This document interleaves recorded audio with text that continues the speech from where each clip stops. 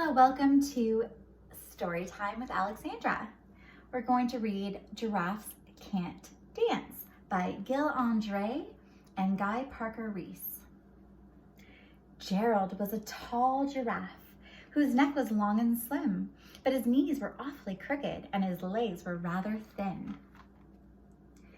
He was very good at standing still and munching shoots of trees, but when he tried to run around, he buckled at his knees. Now, every year in Africa, they hold a jungle dance where every single animal turns up to skip and prance. Jungle dance. And this year, when the day arrived, poor Gerald felt so sad because it came to dancing, he was really very bad. The warthogs started waltzing. The rhinos rock and rolled. The lions danced the tango that was elegant and bold. The chimps all did the cha-cha with a very Latin feel. And the 8 baboons all teamed up for a splendid Scottish reel.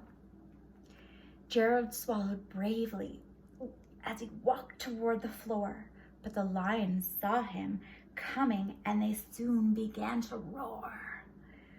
"Hey, look at clumsy Gerald," the animals all sneered. "Giraffes can't dance, you silly fool. Oh, Gerald, you're so weird." Gerald simply froze up. He was rooted to the spot. "They're right," he thought. "I'm useless. Oh, I feel like such a clot." So he crept off the dance floor and he started walking home. He'd never felt so sad before. So sad and so alone.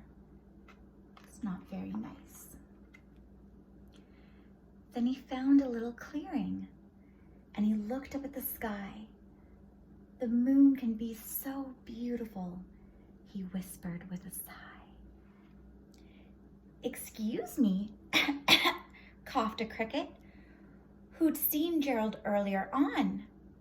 "But sometimes when you're different, you just need a different song." Listen to the swaying grass and listen to the trees. To me, the sweetest music is those branches in the breeze. So imagine that lovely moon is playing just for you. Everything makes music if you really want it to.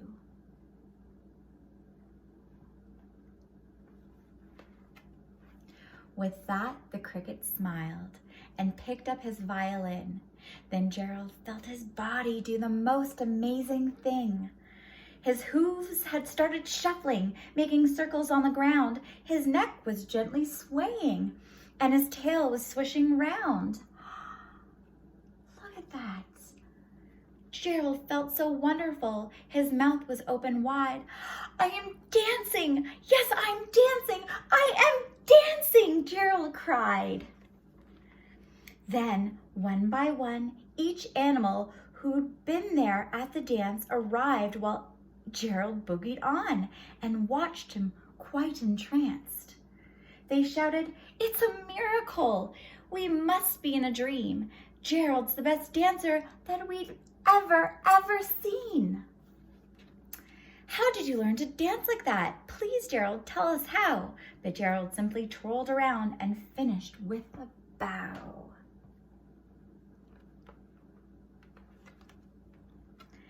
Then he raised his head up and looked at the moon and stars above. "We all can dance," he said, "when we find music that we love." The end. Thank you very much for joining me.